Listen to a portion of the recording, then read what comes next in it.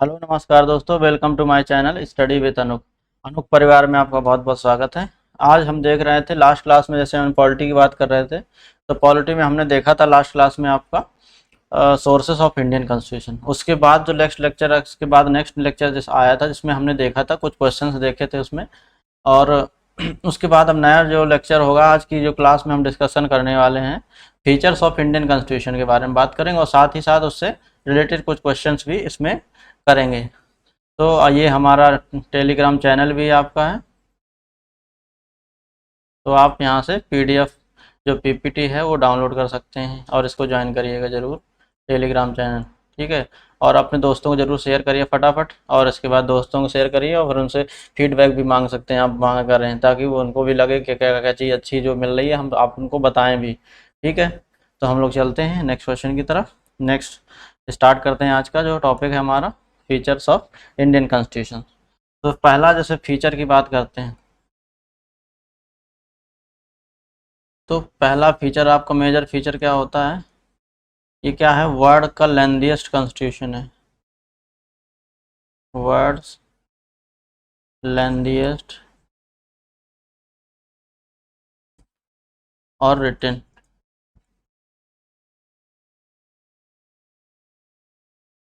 Constitution है।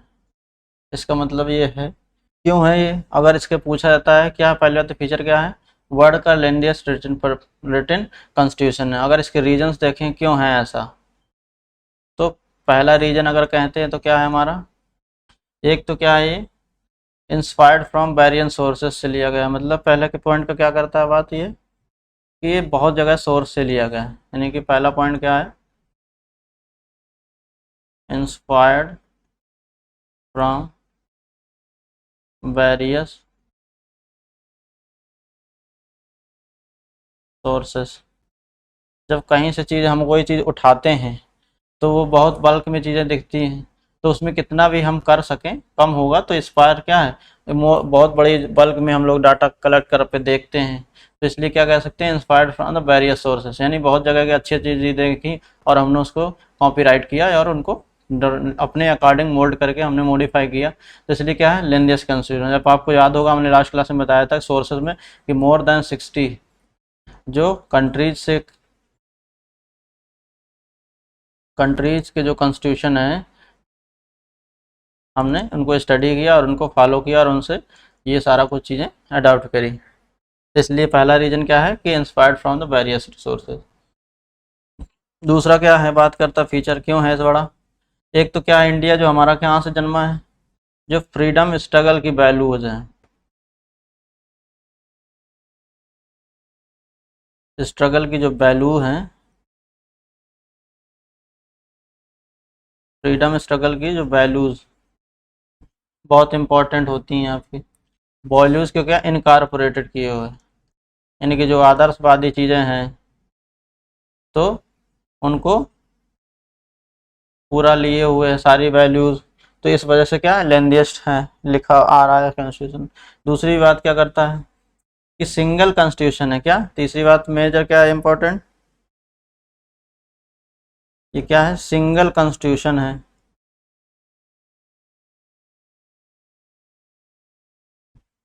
Constitution है for state के लिए और स्टेट एंड यूनियन गवर्नमेंट, यानी कि इसमें कोई से इंडिया में, जैसे अमेरिका में क्या है, यूनियन का अलग से सिर्फ 6 आर्टिकल हैं केवल उसमें, और स्टेट्स के लिए अलग अलग उसमें बनाया गया। तो इंडिया में क्या सिर्फ सिंगल कॉन्स्टिट्यूशन है, जिसमें क्या है कि सभी के बारे में एक ही कॉन्स्टिट्यूशन में बात की, चाहे वो स्टेट्स के राइट हों या फिर इंडियन यूनियन गवर्नमेंट के राइट्स हों, तो किसमें है, एक ही उसमें राइट्स में, एक ही मतलब कॉन्स्टिट्यूशन में सब मैटर को मेंशन किया गया है। नेक्स्ट पार्ट अगर बात करें, नेक्स्ट जो इंपॉर्टेंट फीचर इंडिया के लेंदी होने का कॉन्स्टिट्यूशन, क्या चौथा, वो है डाइवर्सिटी। क्या है, डाइवर्सिटी ऑफ इंडिया। क्यों, जैसे आपको याद होगा या पता है कि इंडिया की डाइवर्सिटी बहुत क्यों है, क्योंकि जैसे नॉर्थ ईस्ट मान लीजिए, तो एकदम वहाँ पे ट्राइबल बेल्ट है। फिर अगर आप बात करोगे नॉर्थ इंडिया की बात करोगे, तो नॉर्थ इंडिया में एकदम अलग एक रहन सहन और कल्चर है वहाँ का। तो अगर साउथ में आप चले जाएंगे तो वहाँ का भी क्या है, अलग अलग कल्चर, एकदम डिफरेंट कल्चर है।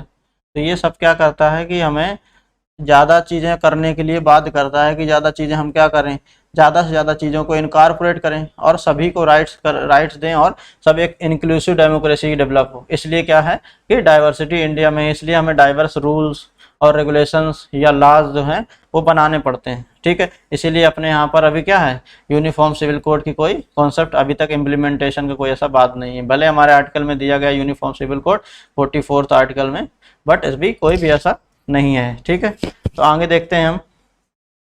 दूसरा फीचर क्या है कि जो इंडिया के जो कंट्री है, मतलब इंडिया ने कौन सी पार्लियामेंट्री डेमोक्रेसी को अडॉप्ट किया। दूसरा फीचर क्या है, parliamentary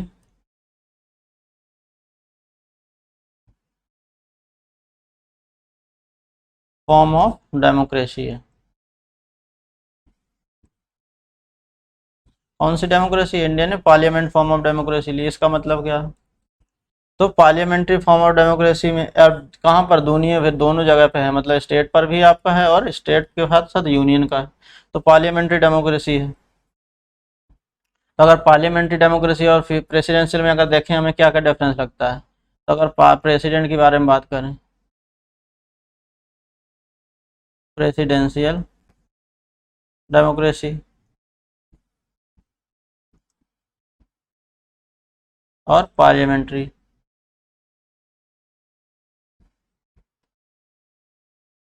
democracy.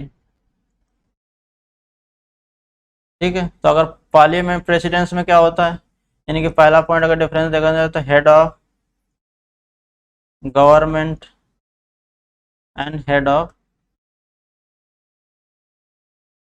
State. Head of state government और हेड ऑफ स्टेट क्या होते हैं, दोनों ही क्या होते हैं, शेयर होते, सेम होते हैं। यानी कि हेड ऑफ गवर्नमेंट और हेड ऑफ स्टेट क्या होते हैं, इज सेम होते हैं, पहले बात तो। ठीक है, और प्रेसिडेंट क्या होता है, जो है president, head of state and head government of state क्या होते हैं इसमें,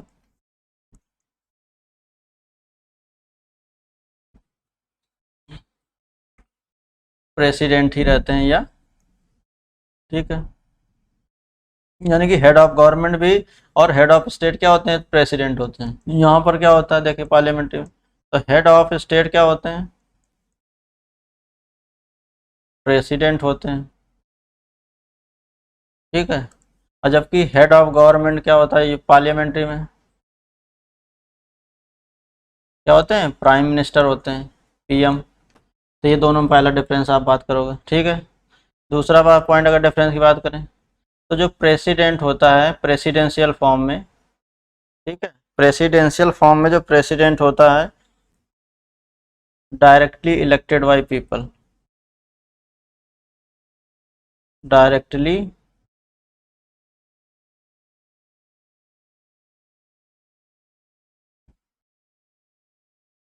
डायरेक्टली क्या करता है, इलेक्टेड होता है किससे, पीपल। ठीक है, यहाँ पे क्या होता है, जो प्रेसिडेंट होता है इनडायरेक्टली इलेक्टेड होता है।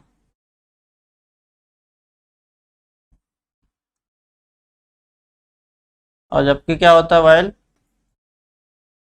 पीएम जो होते हैं डायरेक्टली इलेक्टेड होते हैं।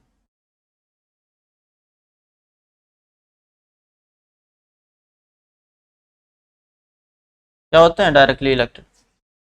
तो ये दोनों डिफरेंस हो गए। यानी कि पहले प्रेसिडेंशियल फॉर्म में क्या होता है कि हेड ऑफ गवर्नमेंट और हेड ऑफ स्टेट क्या होते हैं, प्रेसिडेंट ही होते हैं। ठीक है, यहाँ पर हेड ऑफ गवर्नमेंट क्या होते हैं, head of government prime minister होते हैं और हेड ऑफ स्टेट क्या होते हैं, प्रेसिडेंट, दोनों अलग अलग होते हैं। ठीक है, यहाँ president is the elected by directly elected by the peoples, यानी कि जो प्रेसिडेंट है वो क्या डायरेक्टली लोगों के द्वारा चुना जाता है और प्रेसिडेंशियल फॉर्म में। और प्रेसिडेंट यहाँ पर क्या इनडायरेक्टली इलेक्टेड होता है, जबकि पार्लियामेंट्री फॉर्म में क्या होता है कि जो प्राइम मिनिस्टर है वो डायरेक्टली इलेक्टेड होता है एज ए एमपी। और भी देखते हैं नीचे फीचर। तो जो प्रेसिडेंशियल फॉर्म में होता है उसमें क्या होता है, टेन्योर हमेशा क्या होता है, फिक्स्ड होता है। ठीक है, यहाँ पे पार्लियामेंट्री फॉर्म में क्या होता है,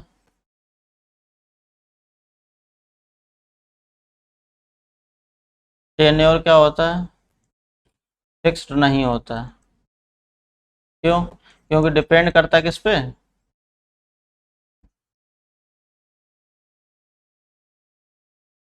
मेजॉरिटी ऑफ लोकसभा, यानी लोकसभा की मेजॉरिटी पर डिपेंड करता है ये। ठीक है, तो ये कुछ पॉइंट होंगे जो प्रेसिडेंशियल फॉर्म और इसमें डिफरेंस होंगे। ठीक, तो ये चीज़ें हमको याद रखनी है। तो पार्लियामेंट्री डेमोक्रेसी की बात करेंगे तो दो तरह की होती है। कौन कौन? प्रेसिडेंशियल फॉर्म और हमने देख लिया, और पार्लियामेंट्री फॉर्म में क्या डिफरेंसेस हो सकते हैं। ठीक है, और दूसरा कह सकते हो और पॉइंट अगर आप देखना चाहोगे, जो प्रेसिडेंशियल फॉर्म है, in presidential form division is power, division of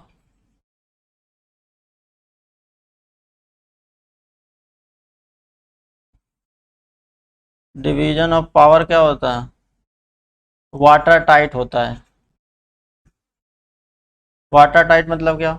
यानी कि कोई भी जो राइट्स अगर प्रेसिडेंट्स के पास या और पार्लियामेंट्री जो यानी कि जो लेजिस्लेचर है, यानी एग्जीक्यूटिव और लेजिस्लेचर के जो राइट्स हैं उनमें कभी भी एम्बिग्यूटी या ओवरलैपिंग नहीं होती है। ठीक है, और जबकि यहाँ पर क्या होती है, प्राइम जो जो पार्लियामेंट्री फॉर्म ऑफ डेमोक्रेसी है, इसमें क्या ओवरलैपिंग वाटर टाइट जो है रिलेशन नहीं होता। यहाँ पे वाटर टाइट होते हैं power division, water tight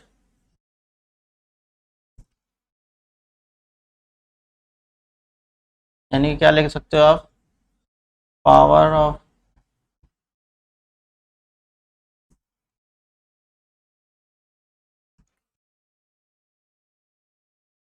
division of power is not water tight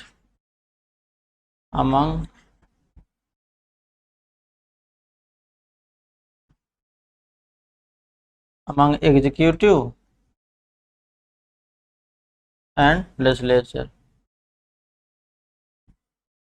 ठीक है, और यहाँ पर power division of power is water tight between legislature and executive. ठीक है, यहाँ पर दूसरा क्या होता है?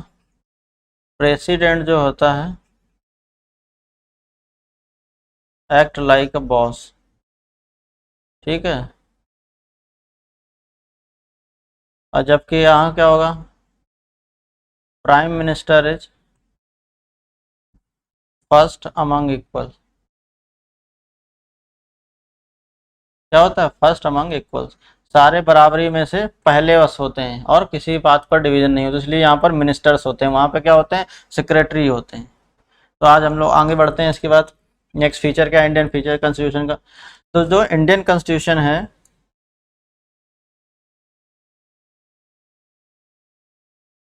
इंडियन कॉन्स्टिट्यूशन क्या है? ये ब्लेंड है, ब्लेंड कह सकते हो या फिर mixture of rigidity and flexibility.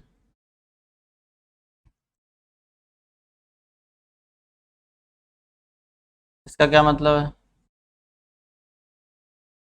इस फीचर का ब्लेंड है मतलब क्या? मिक्सचर है, यानी कि रिजिडिटी का और फ्लेक्सिबिलिटी का।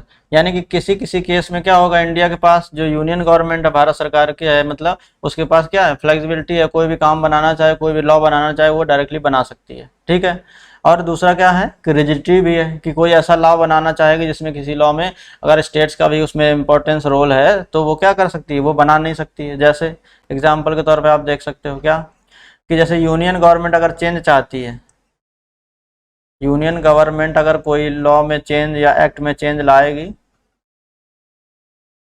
किसी एक्ट में,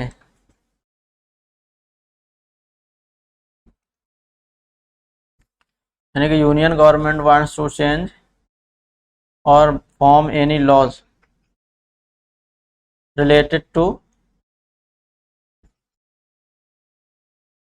डिवीजन ऑफ पावर, यानी डिवीजन ऑफ पावर के रिलेटेड कोई भी अगर लॉ बनाना चाहेगी तो क्या है? यूनियन गवर्नमेंट सोल काम नहीं कर सकती, यानी कि जो रिजिड रिजिडिटी यहाँ पर शो करती है, यानी कि यूनियन गवर्नमेंट ये नहीं कि सीधा कोई भी लॉ लेके आ गई और उसको डायरेक्टली इसने क्या कर दिया, पास कर दिया। तो ये क्या है, इस तरह किस तरह का फीचर है, ये रिजिड फीचर है। या जैसे और दूसरा एग्जांपल आप लेते हैं, अब change in the election of president, अगर वो प्रेसिडेंट के इलेक्शन में कोई बदलाव करना चाहे, कि ऐसे मान लो बोल दे कि ये यूनियन गवर्नमेंट या दिल्ली पावर सरकार जो पार्टिसिपेट नहीं कर सकती, तो ये अगर इस तरह का लॉ लेके आना है तो वो डायरेक्टली मतलब अपने आप नहीं कर सकती, जब तक क्या 50% इसमें रिक्वायरमेंट होगी किसकी, 50% प्लस 1 जो कंसेंट होगी किसकी रिक्वायर्ड होगी, कंसेंट रिक्वायर्ड होगी स्टेट की। ये चीज़ क्या है, रिजिड शो करती है, रिजिडिटी शो करती है। दूसरा जैसे मान लो फ्लेक्सिबिलिटी की अगर बात करें,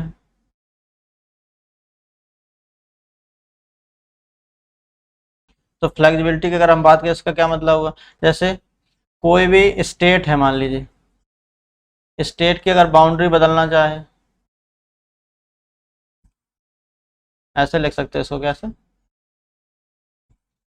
union government can change boundary of any state, boundary, area and name of any state. ठीक है, किसी भी स्टेट का नाम, बाउंड्री, एरिया, या उसको दो पार्ट में डिवाइड कर सकती है। तो ये क्या दिखाता है, फ्लेक्सिबिलिटी है। तो यानी कि कुछ फीचर क्या है, फ्लेक्सिबल है, जिसमें यूनियन गवर्नमेंट के पास पूरी पावर है। या जैसे ड्यूरिंग इमरजेंसी है, ड्यूरिंग प्रेसिडेंट रूल है, तो ड्यूरिंग प्रेसिडेंट रूल में क्या कर सकती है, यूनियन कैन मेक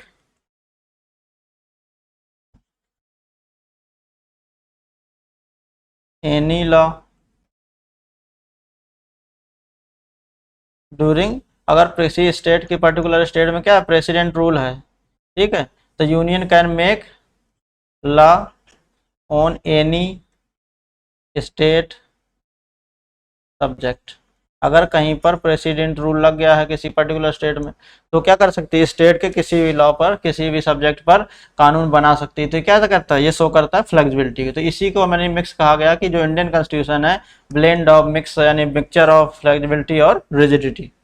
ठीक है, नेक्स्ट बात करते हैं फीचर में क्या आता है, चौथा आएगा feature.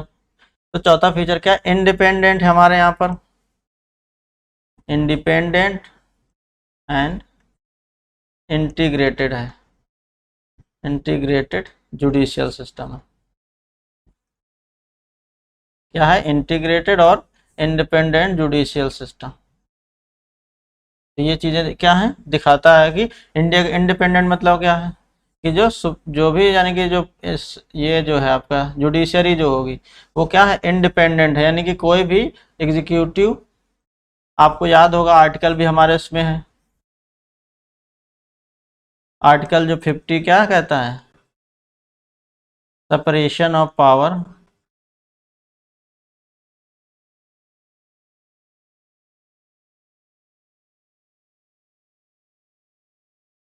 Between executive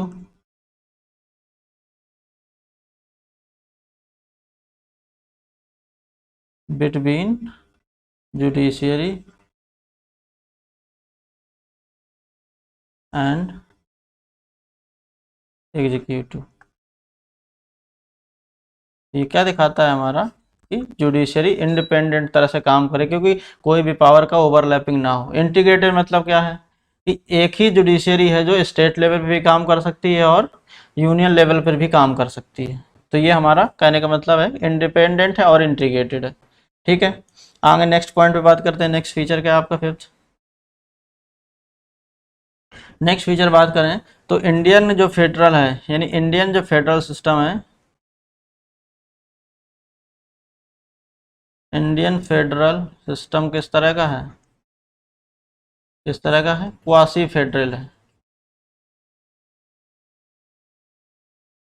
Indian federal system किस तरह का है? क्वासी फेडरल है। किसने कहा था आपका? किसने कहा था ये? भाई केसी बेयर। किसने कहा था? ये केसी बेयर ने कहा कि जो इंडियन कॉन्स्टिट्यूशन है जो वो क्या है? क्वासी फेडरल है। क्यों कहा? क्योंकि इंडिया इसमें क्या है, जो इंडियन ये फेडरल सिस्टम है हमने कहाँ से अडॉप्ट किया है? कनाडा से लिया है। तो इसमें फीचर क्या है? ये more favour, more favour to, more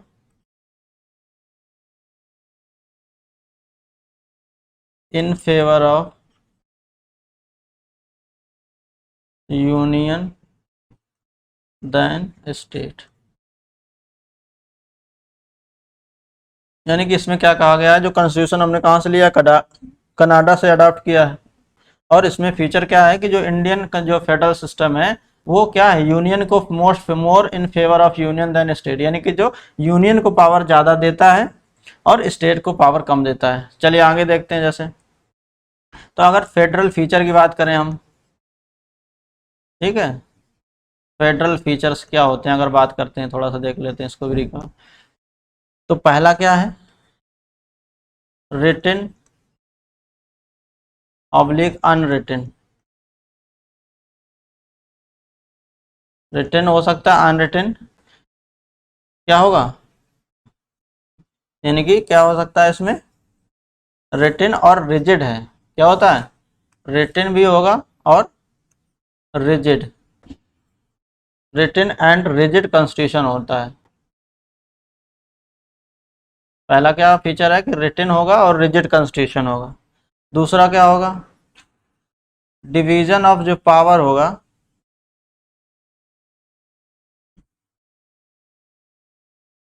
division of power between union and state. जैसे अपने आपको याद होगा हमने पढ़ाया था शेड्यूल, शेड्यूल 7 में दिया गया है। किस में दिया गया है? शेड्यूल 7 में 3 लिस्ट दी गई हैं, यूनियन लिस्ट, स्टेट लिस्ट और तीसरा क्या है? कॉनकरेंट लिस्ट। तो ये सब कहाँ दिया गया है? ये क्या क्या दिखाता है? ये फेडरल फीचर है इंडियन कॉन्स्टिट्यूशन में। और भी अगर बात करें तीसरा क्या है फीचर? एक तो क्या है? इंडिपेंडेंट जुडिशियरी है। ये भी किसका फीचर है? फेडरल फीचर का फीचर है। ठीक है। और लोग दूसरा क्या, नेक्स्ट फीचर क्या होगा आपका? Supremacy of constitution. क्या होगा?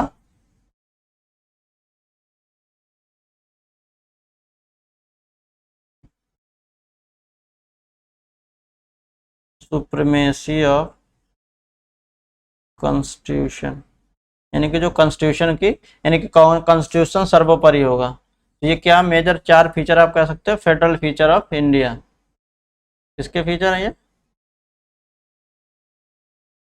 फेडरल्स ऑफ इंडियन, यानी इंडियन फेडरलिज्म के ये फेडरल फीचर है इंडियन कॉन्स्टिट्यूशन के। आगे देखते हैं। अच्छा, तो अगर यूनिटरी फीचर की बात करें तो क्या होता है?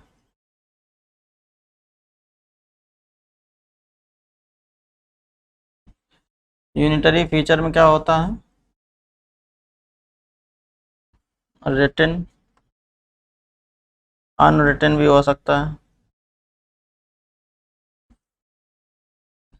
बट अनरिटन भी हो सकता है, रिटन भी हो सकता है, बट क्या हो? फ्लेक्सिबल कॉन्स्टिट्यूशन होना चाहिए। ठीक है, अनरिटन भी हो सकता है, रिटन भी हो सकता है, बट फ्लेक्सिबल, मेजर पॉइंट क्या आपका? फ्लेक्सिबल होना चाहिए। जैसे इंडियन कॉन्स्टिट्यूशन रिजिड भी और ब्लेंड है, फ्लेक्सिबल और उसका, तो यानी कि हमारा क्या फ्लेक्सिबल भी कई कई जगह है, तो कह सकते हैं यूनिटरी का फीचर है पहला। नेक्स्ट पॉइंट अगर बात करते हैं तो डिवीजन ऑफ पावर जो है इन फेवर ऑफ किसके है? यानी कि डिवीजन तो हमने किया है लेकिन किसके ज़्यादा फेवर में है? Division of power in favour of,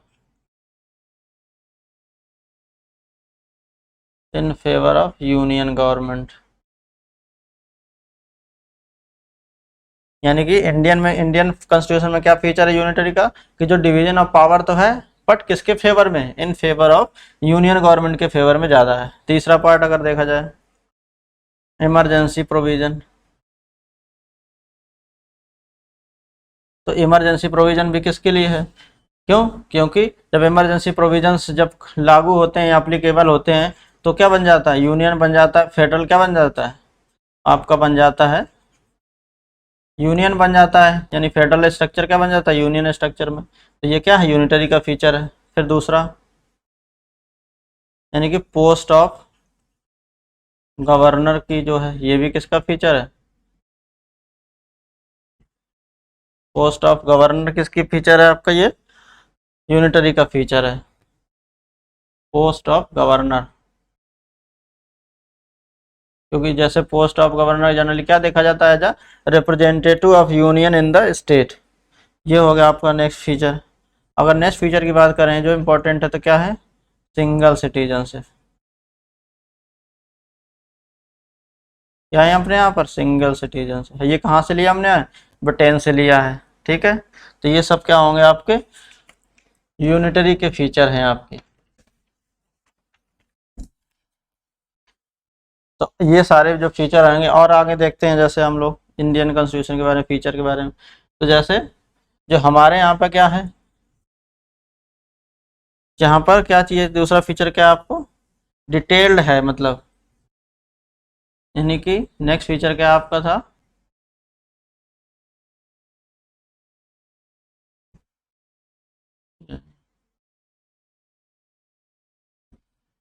जो नेक्स्ट फीचर है आपका 6 या 7 जो भी होगा आपका। तो नेक्स्ट फीचर क्या है आपका, नेक्स्ट फीचर में क्या कहा गया है कि हमने देयर इज डिटेल्ड डिस्क्रिप्शन या डिटेल्ड एलेबोरेशन है, मतलब कि डिटेल्ड है,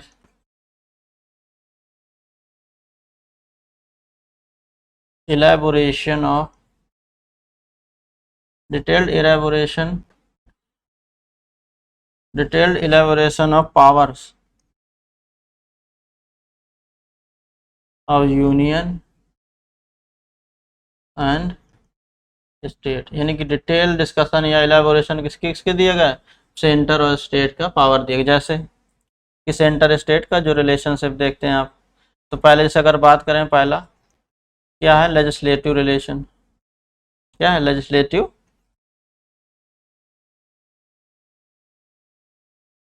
सेकंड लेजिस्लेचर,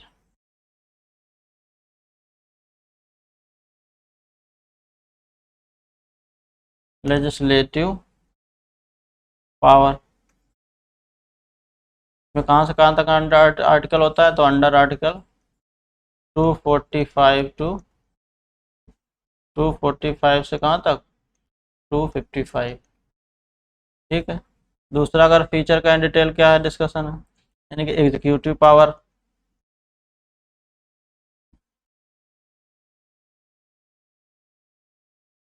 एग्जीक्यूटिव पावर की बात करें क्या होगा, अंडर आर्टिकल कहाँ से कहाँ तक है ये,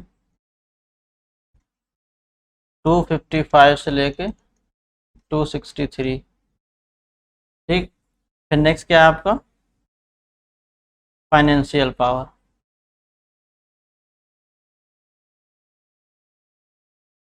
ये कहाँ से कहाँ तक, under article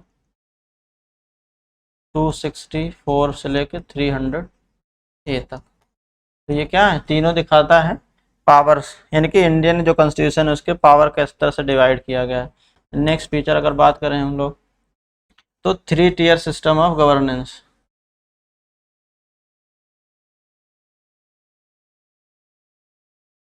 three tier system of governance की बात करें। 3 टियर मतलब क्या,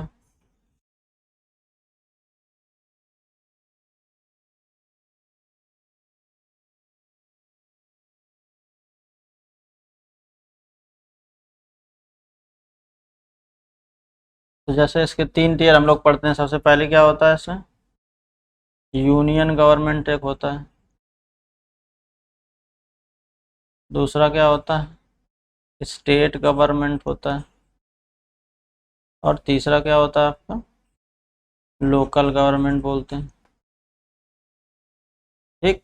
यानी कि यूनियन गवर्नमेंट हो गया, स्टेट गवर्नमेंट हो गया, और लोकल गवर्नमेंट होगा। ये किस में दिया आपका पार्ट, अगर बात करते हैं तो किस पार्ट में दिया है, 5th में दिया गया है। ये किस में है पार्ट, किस में दिया गया आपको 6 में दिया गया है। और ये किस में दिया है लोकल गवर्नमेंट पार्ट 9 में दिया गया है। ठीक, तो ये सारी चीज़ें कितनी 3 टियर सिस्टम हो गया। फिर इसके बाद और फीचर अगर देखें हम लोग तो कुछ क्या है, इंडिपेंडेंट क्या है, कॉन्स्टिट्यूशनल बॉडी भी है।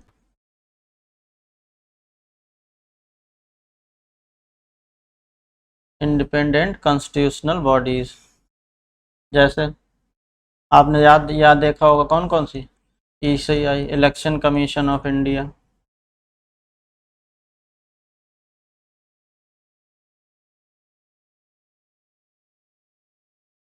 कौन से आर्टिकल में आती है, अंडर आर्टिकल 324।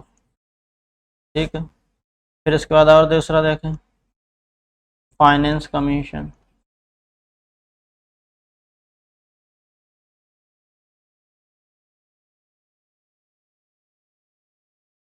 अंडर आर्टिकल 280 में। अभी कौन सी फाइनेंस कमीशन चल रही है, 15th फाइनेंस कमीशन है। और भी बात करें, UPSC जैसे बोलते हैं, यूनियन पब्लिक सर्विस कमीशन, कौन से आर्टिकल, अंडर आर्टिकल 315। तो ये जो हो गई आपकी, या फिर जो भी और देख सकते हैं क्या, नेशनल कमीशन,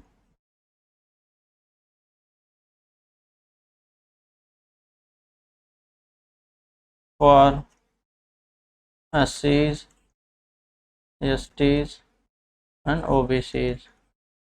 ठीक, तो ये हो गया आपके। फिर और लास्ट प्रोविज़न अगर देखें हम इसमें क्या बात कर सकते हैं आपका, तो जो स्पेशल राइट्स दिए गए हैं, जैसे नेक्स्ट प्रोविज़न क्या है आपका, जो 10th प्रोविज़न है आप कह सकते हो, इसमें ये नंबर आप डाल सकते हो, स्पेशल जो प्रोविज़न्स किए गए हैं,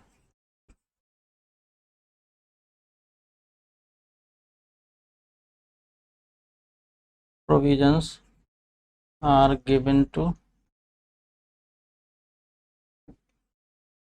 states। जैसे कौन कौन से अगर आप बात करेंगे, आर्टिकल 371 है, जैसे किसके लिए था, फॉर गुजरात एंड महाराष्ट्र के लिए। दूसरा है आर्टिकल 371A है, किसके लिए, नागालैंड के लिए। तो ये सब जाके डिस्कस कर सकते हैं। फिर आर्टिकल अगर बात करोगे 371B है, फिर क्या ये आसाम के लिए है। तो ये सब क्या आएंगे, स्पेशल प्रोविजंस हैं।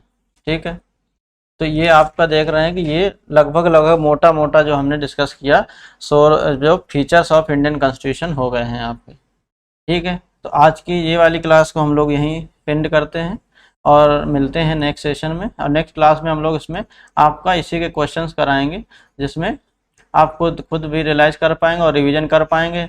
और जो भी कमेंट ज़रूर आप किया करिए, लाइक भी करें, शेयर भी करें और अपने दोस्तों से बताएं। और जो भी आपको कोई और अलग से कोई नया जो हमें आपको रिक्वायरमेंट हो जैसे एग्ज़ाम के हिसाब से, तो हम कुछ अलग से इनिशिएटिव भी ले सकते हैं जो, लेकिन बट आपको ऐसा कमेंट बॉक्स पे ज़रूर आप टाइप करिएगा। और ये हमारा टेलीग्राम चैनल है, स्टडी विथ अनु। तो आपको PPT, जितनी भी PPT अभी तक हमने वीडियो अपलोड किए हैं, वो आपको वहीं पर मिल जाएंगे। ठीक है, and thank you so much. और आज हेल्दी रहिए, खुश रहिए और अच्छे से अपना पढ़ाई करते रहिए, और अपने लक्ष्य से जो आंखें हैं उनको कभी डिगने मत दीजिए। और हम लोग जल्दी से जल्दी आगे चीज़ें अच्छी से अच्छी करें, ये क्योंकि जैसे एग्ज़ाम बहुत ये इंपॉर्टेंट है, PET वाला जो बहुत इंपॉर्टेंट एग्ज़ाम लगा हुआ सभी के लिए। तो ये आप ध्यान से रखिएगा, इसको कैसे कैसे 99 परसेंटाइल पे भी लाया जा सके। ठीक है, तो ये हमको फोकस टारगेट अभी यही है, क्योंकि एग्ज़ाम यही अभी लगा हुआ सबसे पास। और ग्रुप डी में भी जो एग्ज़ाम आ रहे हैं, तो इसमें इसका बेसिक पार्ट आप देखिएगा, बहुत से क्वेश्चन इसी से डायरेक्टली मिलेंगे। तो I hope you like the video. Thank you and thank you so much again. And हम आपका सपोर्ट हमेशा ज़रूरी चाहिए, ज़रूरी होता है, तो आप लोग हमेशा सपोर्ट बनाए रखें। And thank you again, thank you. और वीडियो को जरूर लास्ट तक देखा करें, शुरू